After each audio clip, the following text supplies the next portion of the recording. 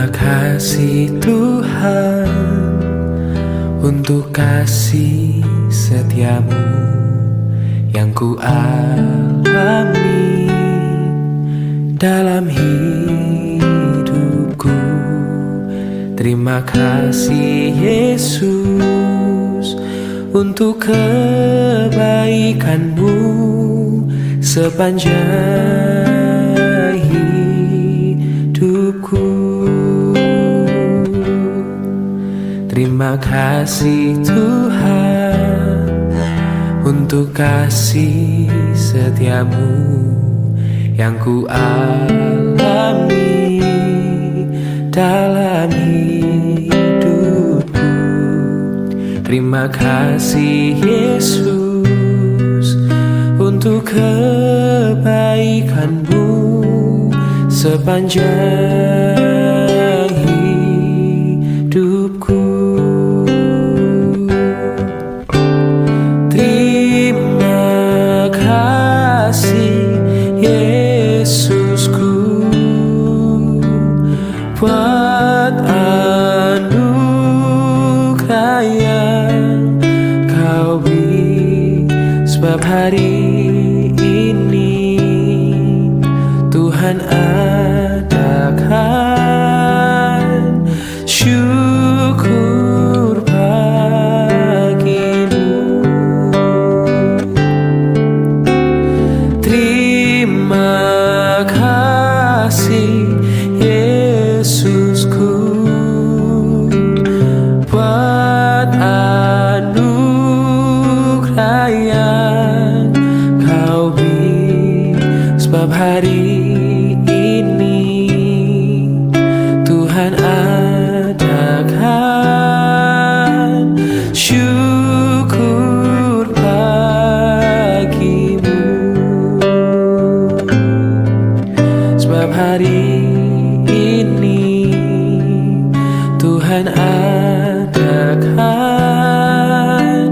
syukur bagimu. Oh, sebab hari ini Tuhan adakan syukur bagimu.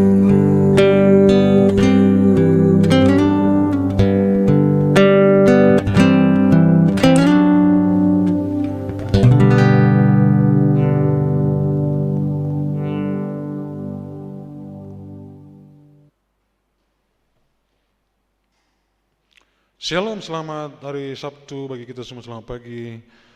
Dan kita masuki akhir pekan, weekend ya. Terpujilah nama Tuhan, satu minggu kita bersama dengan Dia dalam firman Tuhan, dalam doa, dalam rasa syukur. Itu ya hidup yang dikehendaki Tuhan. Kita masuk dalam doa pagi kita berdoa.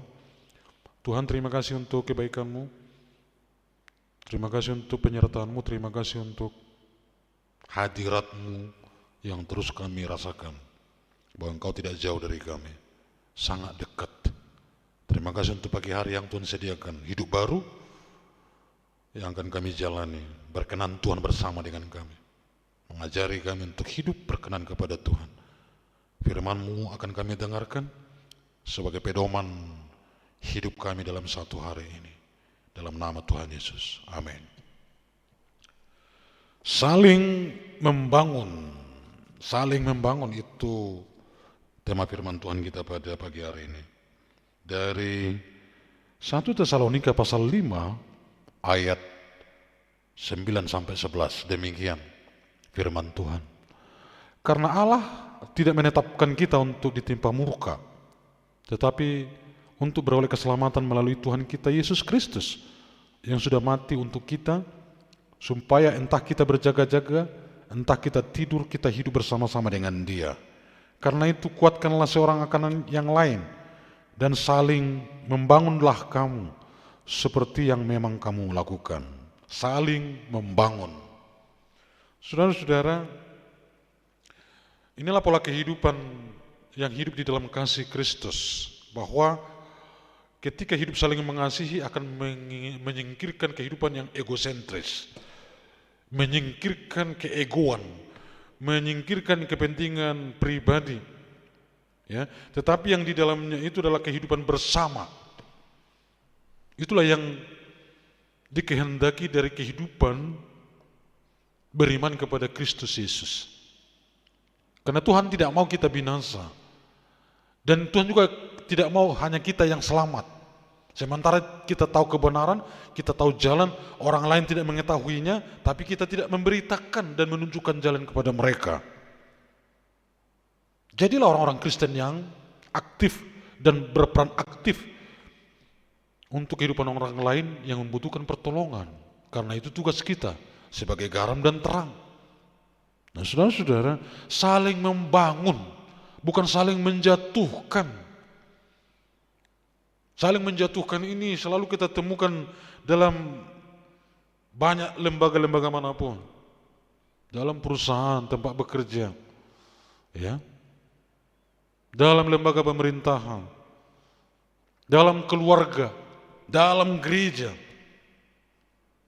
Dan ini akan menciderai kasih Kristus yang diteladankannya itu kepada kita. Dan sering saya katakan bahwa perpecahan dalam gereja itu hal yang paling memicu kemurkaan Allah. Maka hati-hati, jangan kita yang menjadi sumber persoalan di dalam gereja, sumber perpecahan dalam gereja. Hati-hati. Karena itu menimbulkan murka Allah. Karena kita sudah diajari tentang kasih sedemikian rupa.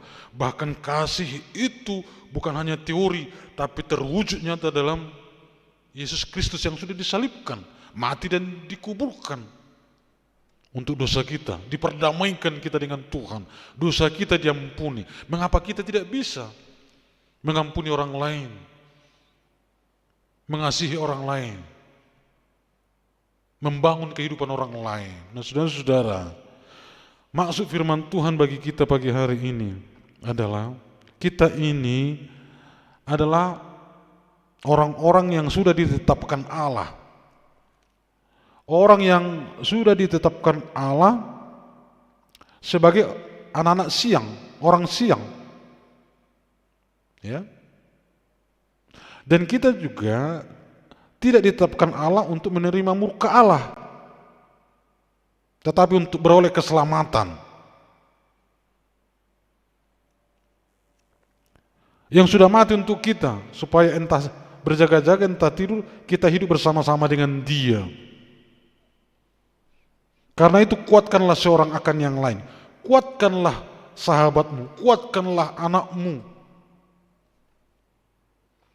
bahwa dalam Kristus ada keselamatan. Maka pastikan di antara keluargamu, rumah tanggamu tidak ada yang putus asa. Karena engkau ada di sana untuk menyatakan kasih Kristus kepadanya, yang mengalahkan kematian, yang juga bisa mengalahkan persoalan yang lain dan memberikan kemenangan kepadanya. Ini yang dimaksud dengan saling membangun, bangun dia, bangun anakmu yang telah jauh meninggalkan Tuhan, bangun suami atau istri yang sudah jauh meninggalkan Tuhan. Bangunlah kehidupan saudaramu, temanmu, yang mungkin dalam keterpurukan saat ini. Kenalkan kasih Kristus kepadanya, yakinkan dia. Boleh dunia menolakmu, tapi Kristus menerimamu. Dan persoalan yang apa yang dia rasakannya itu persoalan pergumulan yang dialami oleh mereka. Katakan kepadanya bahwa tidak ada yang mustahil bagi Tuhan. Itu saling membangun. Maka saudara-saudara, marilah saling membangun. Jangan lagi saling menjatuhkan di antara kita. Karena saling menjatuhkan itu tidak pernah diajarkan Kristus kepada kita. Tapi yang diajarkan adalah saling melengkapi, saling membangun. Tuhan Yesus memberkati. Kita puji Tuhan.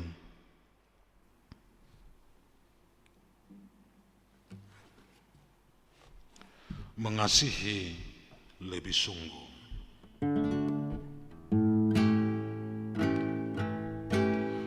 Mengasihi mengasihi, mengasihi lebih sungguh, mengasihi, mengasihi lebih sungguh. Tuhan lebih dulu mengasihi kepadaku, mengasihi, mengasihi lebih sungguh, mengampuni, mengampuni, mengampuni lebih sungguh, mengampuni, mengampuni lebih sungguh. Tuhan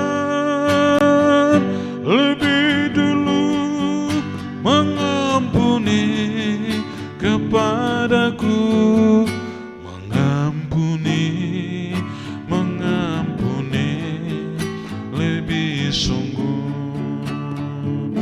mengasihi, mengasihi lebih sungguh.